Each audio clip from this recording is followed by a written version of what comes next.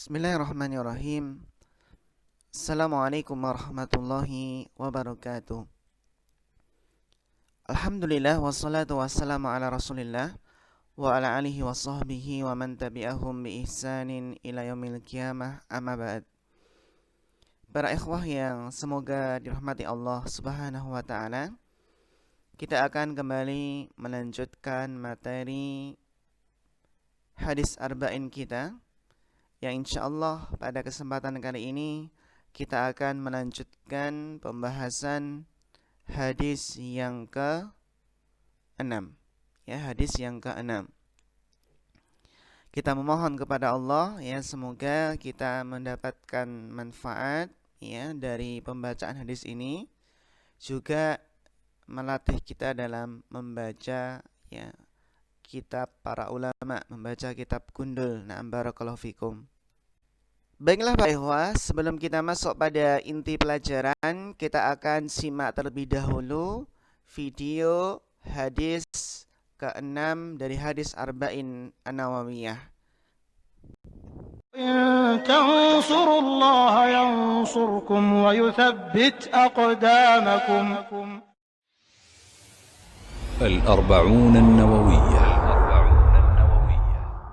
الحديث السادس عن أبي عبد الله النعمان بن بشير رضي الله عنهما قال: سمعت رسول الله صلى الله عليه وسلم يقول: إن الحلال بين وإن الحرام بين وبينهما أمور مشتبهات لا يعلمهن كثير من الناس، فمن اتقى الشبهات فقد استبرأ لدينه وعرضه، ومن وقع في الشبهات وقع في الحرام، كالراعي يرعى حول الحمى يوشك أن يرتع فيه، ألا وإن لكل ملك حمى، ألا وإن حمى الله محارمه، ألا وإن في الجسد مضغة إذا صلحت صلح الجسد كله، وإذا فسدت فسد الجسد كله، ألا وهي القلب. رواه البخاري ومسلم.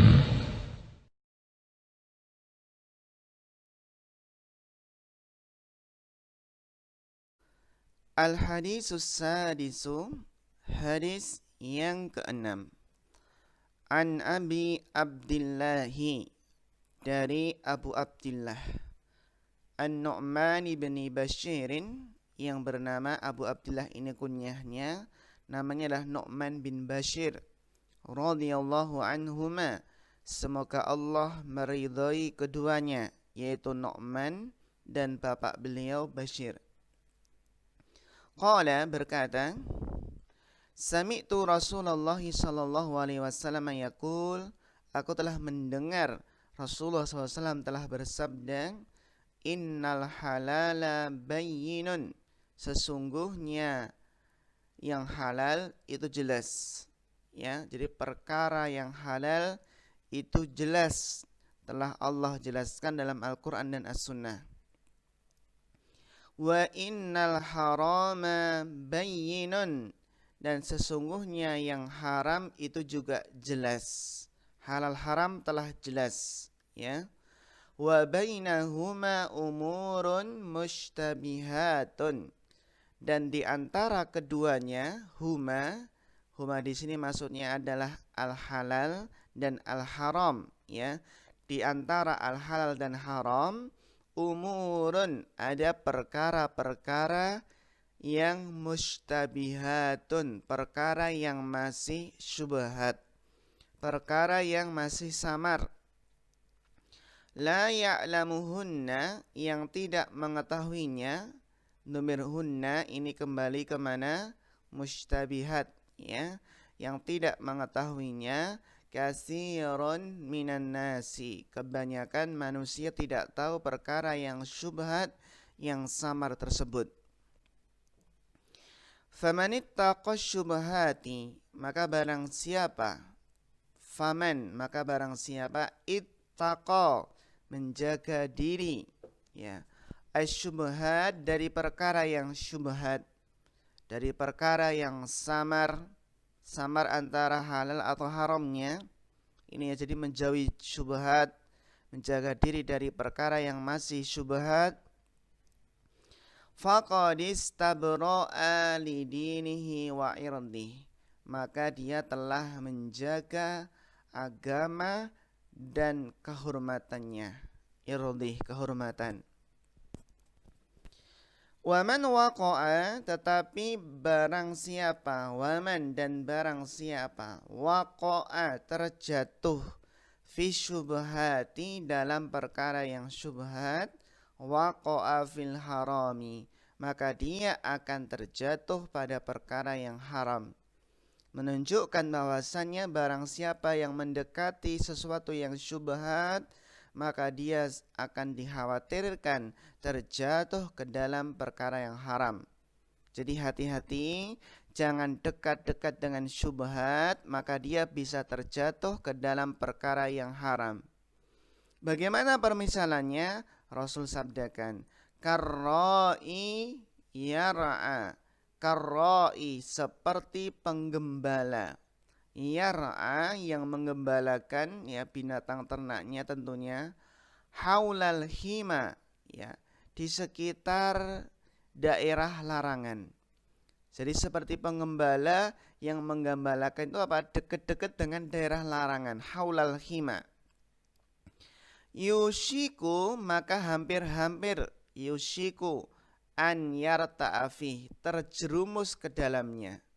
Ini kalau berarti kalau mengembalakan, ya, di daerah apa? Di dekat dengan daerah larangan yang enggak boleh dimasuki oleh pengembala, karena itu mungkin ada tanaman-tanamannya Pak Tani, ya. Kalau dekat-dekat di situ mengembalanya, maka bisa aryar ta'afi, terjerumus ke dalamnya, terjatuh ke dalamnya.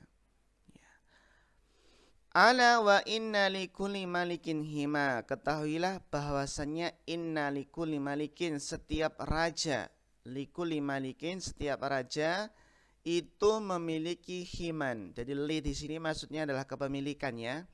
Ya. Untuk setiap raja itu memiliki himan, ya, daerah larangan. Ala wa inna himallahi maharimuh, ketahuilah bahwasannya daerah larangan Allah, yaitu adalah maharimuh, hal-hal yang Allah haramkan, ya. Ala wa inna fil jasadi mudghah, ketahuilah bahwasannya di dalam jasad itu terdapat mudghah, segumpal daging.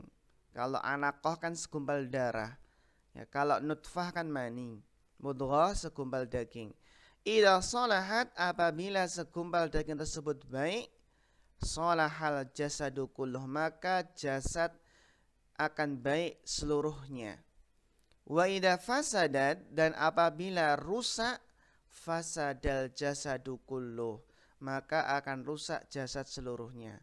Ala wahyal qalb, ketahuilah bahwasanya segumpal daging tersebut adalah hati. Rawahul Bukhari wa Muslimun, ya, yang diriwayatkan oleh Imam Bukhari dan Imam Muslim.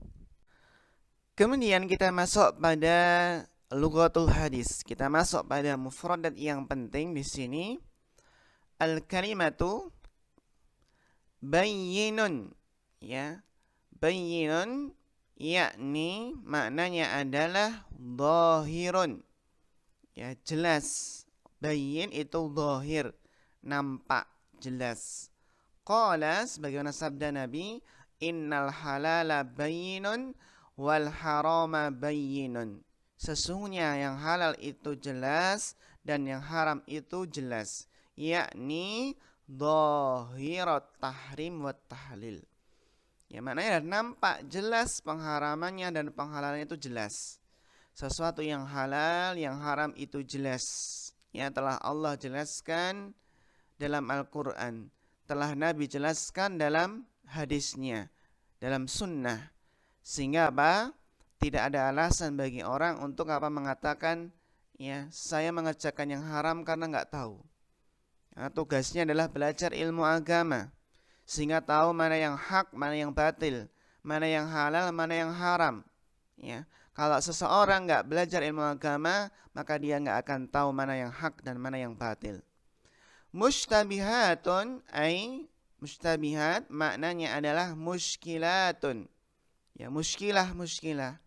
Masalah-masalah la tattadihu fiha yang tidak jelas padanya al-hillu walal hurmatu. Tidak jelas padanya mana yang halal, mana yang haram, ya. Tidak jelas padanya apakah itu hukumnya halal ataukah haram, ya. Tidak jelas halal haramnya. Ini mustabihat berarti masih samar, ya. Sehingga kebanyakan manusia tidak mengetahuinya. Yang tahu adalah ahlul ilmi, ya, ahli ilmu, para ulama. Ya, sehingga ketika kita tidak mengetahui, masih mustabihat, masih samar apakah halal atau haramnya, ketika nggak tahu fas'alu ahlad dzikri in kuntum la ta'lamun. Ya, kita bertanya kepada ahli ilmu yang mengetahui hukumnya berdasarkan Al-Quran dan As-Sunnah. Maka apa? Syifa'ul ayyi as-su'al. Obat dari ketidaktahuan, kebodohan itu adalah bertanya. Ini ya. Tayyib. Istabru'a li dinihi wa irdihi, menjaga agama dan kehormatannya, ai artinya salima dinuhu, selamat agamanya, wa irduhu dan kehormatannya, minat ta'ni fihima, selamat dari apa? Minat ta'ni, dari cacat, dari celaan, ya, dari cacat, dari celaan fihima, pada keduanya. Keduanya ini apa? Din dan ird, pada agama dan kehormatan. Al-hima maknanya adalah mawadi'ul mahmiyatu, tempat-tempat yang dilindungi, yang dijaga. Berarti apa? Tempat-tempat yang terlarang, mahmiyah, yang dilindungi, yang dijaga, yang terlarang. Yarta'afi, ya, yarta'afi artinya adalah ai, kali terjerumus ke dalamnya, ya, ai ta'kulu minhu masyatuhu, makan darinya, ya, makan pada daerah larang tersebut, masyatuhu, masyah itu hewan gembalaannya, ya, makan padanya apa? Hewan gembalaannya. Ini apa ikhwah? Lughatul hadis, mohon diperhatikan untuk mufradatnya. Nah, barakallahu fikum. Kemudian ayuhal ikhwah, kita masuk pada fawaidu mustanbatatun minal hadisis sadis. Faedah-faedah yang bisa kita ambil dari hadis yang ke-6.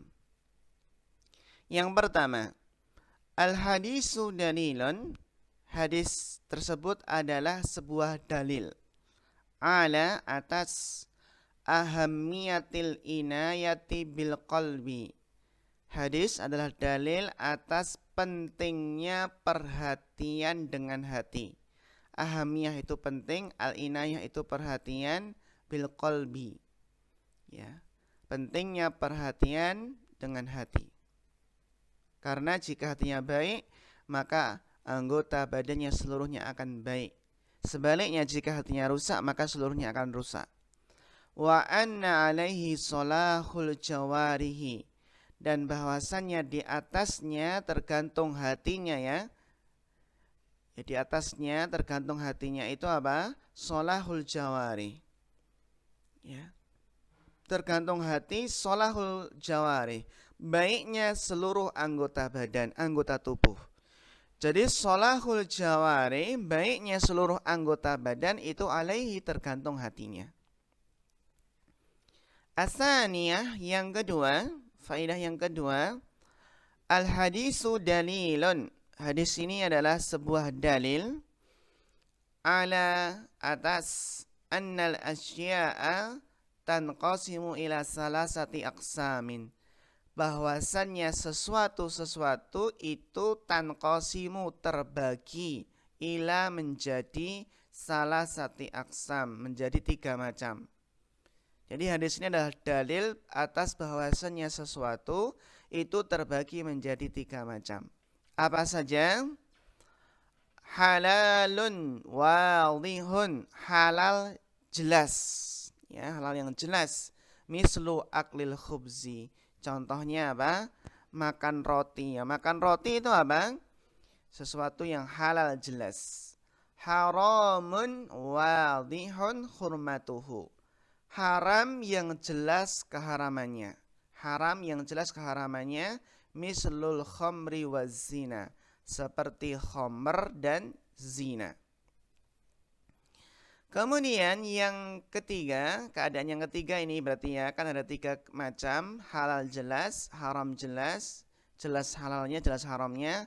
Mustabihun fin nafsi, yang masih samar dalam jiwa ini. Wa taraddadu nafsu fihi, dan jiwa pun, diri ini pun apa? Yang masih sama dalam diri ini pun taraddadu ragu fihi padanya, bainal khilli wal hurmati, antara halal dan haramnya. Itu masih ragu karena masih samar.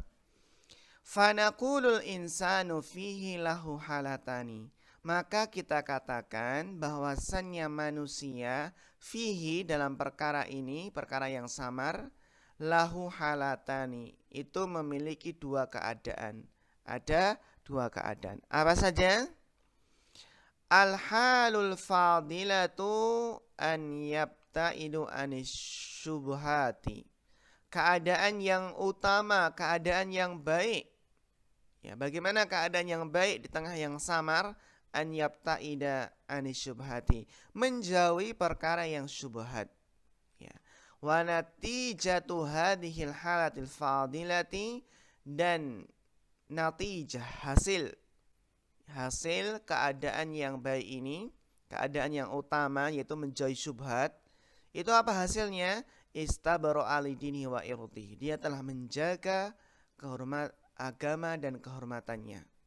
La yatakalamun nasu fi dinihi wa la fi irdihi, maka manusia, orang-orang gak akan membicarakan, ya, mempermasalahkan pada agama dan tidak pula kehormatannya. Jadi apa? Menjaga agama dan kehormatannya. Karena manusia pun gak akan membicarakan pada agama dan kehormatannya. Ini keadaan yang utama, keadaan yang baik, yaitu menjauhi syubhat. Al-halul madmumatu, keadaan yang tercela di tengah syubhat. Misurra'il ladzi yar'a haulal manatikil mahmiyah, seperti pengembala yang mengembalakan hewan ternaknya, ya, haulal manatikil mahmiyah, di daerah sekitar. Haula itu sekitar, ya, daerah-daerah yang terjaga, terlindungi, daerah-daerah yang terlarang. Yaqulu, yang ia mengatakan, lastu dakhilal manatikil mahmiyah, dia mengatakan apa? Aku tidak masuk ke dalam daerah-daerah yang terlarang. Lakin haulaha, akan tetapi sekitarnya. Masuk apa? Sekitarnya. Yaqulu Nabi sallallahu alaihi wasallam, maka kita katakan di sini ya bahwasanya Nabi sallallahu alaihi wasallam bersabda, yushiku an yarta'afi, maka hampir-hampir dia terjatuh ke dalamnya, ke dalam daerah larangan, karena dekat-dekat di sekitarnya. Yakni anta kulal masyiyatu min hadhil mahmiyati, ya, maka apa? Masyiyah, hewan ternak itu akan makan dari daerah larangan ini, ya. An-nasu tansaqu limisli hada, demikian pula jiwa ini akan tergiring, ya, ya, sebagaimana contoh ini. Kalau jiwa ini mendekati yang syubhat, maka bisa terjerumus ke dalam sesuatu yang haram. Na'am, barakallahu fikum. Kemudian kita lanjutkan, qawaidu mustanbatatun minal hadisis sadis, kaidah yang bisa kita ambil dari hadis yang ke-6. Qaidatun ula, al-qaidatul ula, kaidah yang pertama adalah qaidatun fiqhiyatun, adalah kaidah fiqhiyah. Di sini ada kaidah fikih yang sangat bermanfaat yang kita kenal dengan saddud dara'i ilal muharramat, menutup pintu yang menghantarkan perkara yang haram. Saddud dari'ah ya, menutup celah, menutup pintu yang menghantarkan kepada perkara yang haram. Ya. Wa tahrimul wasaili ilaiha, dan pengharaman wasilah atau sarana yang menghantarkan kepadanya, kepada yang haram. Jadi ini adanya saddud dari'ah ya, menutup pintu celah yang menghantarkan kepada yang haram dan mengharamkan wasilahnya. Sebagaimana saddud dari'ah itu seperti apa? Seperti larangan menjual anggur kepada orang yang akan membuatnya menjadi khamar. Larangan seseorang menjual tape kepada seseorang yang akan ia bikin menjadi khamar.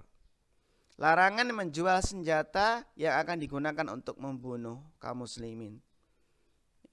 Intinya apa? Larangan ya saddud dari'ah.